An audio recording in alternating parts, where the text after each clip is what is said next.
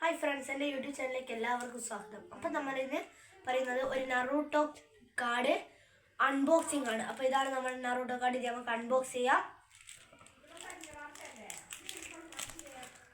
ഇതാ ഞാൻ അൺബോക്സ് ചെയ്യുകയാണ്. ആരൊക്കെ ഉണ്ട് എന്ന് നമുക്ക് നോക്കാം. ഫസ്റ്റ് നമുക്ക് ഉച്ചിഹ സാസുകേനെയാണ് നമുക്ക് കിട്ടിയിരിക്കുന്നത്. അടുത്തത് നമിക്ക സെമിനാറ്റോ. അത് കഴിഞ്ഞ് സെന്നിൻ.